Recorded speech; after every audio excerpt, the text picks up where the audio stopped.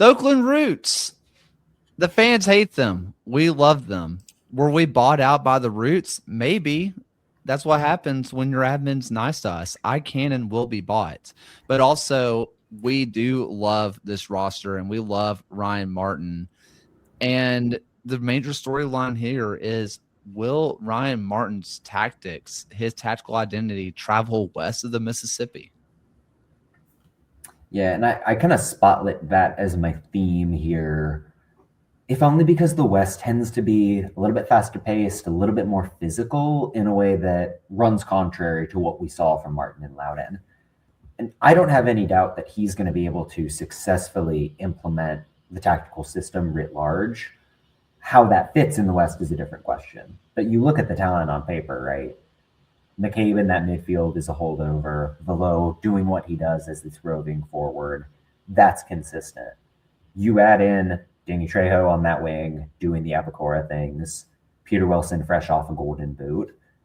It's what we saw with Loudon, but with even better offensive upside and just 10 out of 10 all USL level finishers in the best case scenario.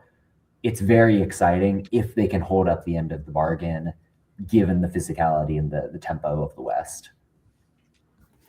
And to keep on the topic of Ryan Martin's tactics traveling, when Loudon, and obviously different roster than what we see here with Oakland, barring a few players who have followed Ryan Martin to Oakland, when they had 7 matchups against Western Conference teams last season across the Jägermeister Cup and the league, they only won 2 of those games, which were against El Paso and Lexington.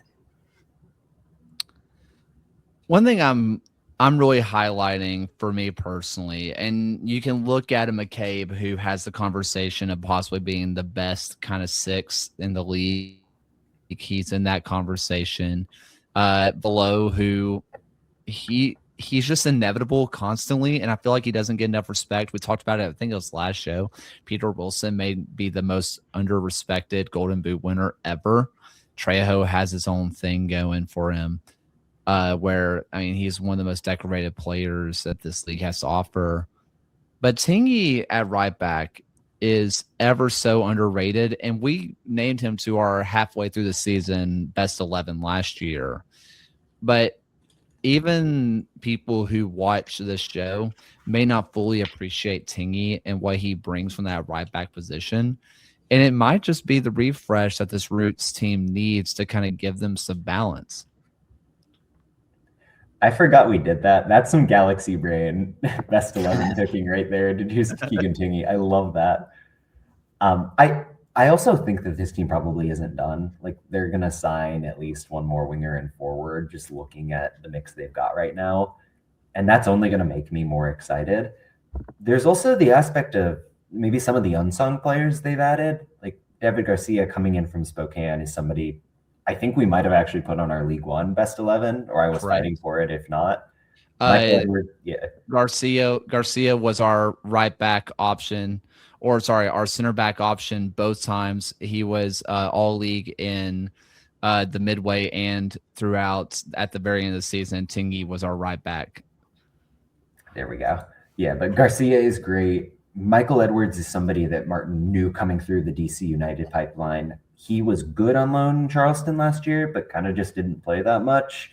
But you think about them improving a defense that was terribly inconsistent. That alone, agnostic of tactics, is going to be a huge upgrade for Oakland. John, sorry, Ryan, you have some?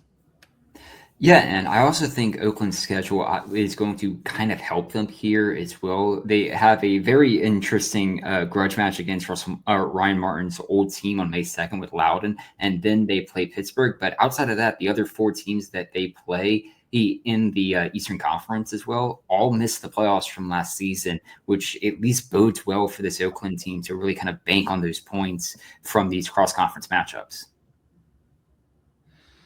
Something that I feel like also just kind of needs to be pointed out here, you know, one thing we talked about with Loudon was that they were a younger team. They grew up together, and that was just kind of their identity because they were a 2 team.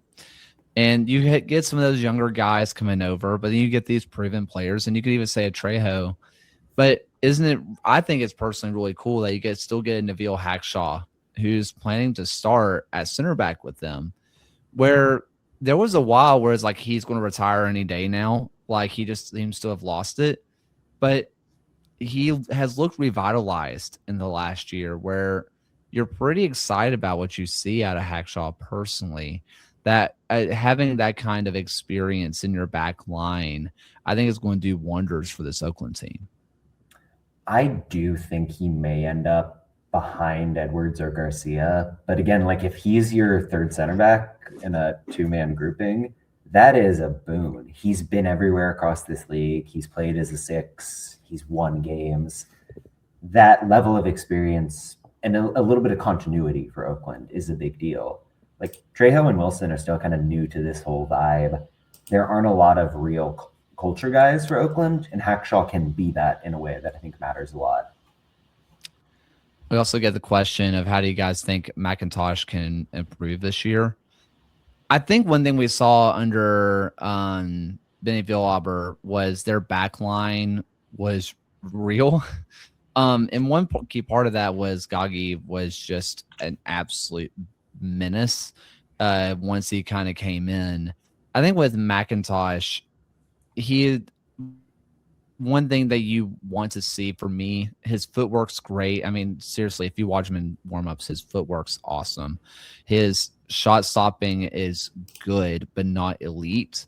He's not your Paul Blanchett where he's just going to sit back there and just absorb shots. You want to see what McIntosh can do with his feet a little bit. He's not a Koke Vegas, but also Ryan Martin's not going to ask him to be Koke Vegas. You might not even ask him to be a Hugo Faru. But I do think McIntosh's style fits more of a Faru than a Paul Blanchett, which I think we'll see him take a natural step up with Ryan Martin as opposed to a Gavin or a Phil Lauber. Yep, 100%.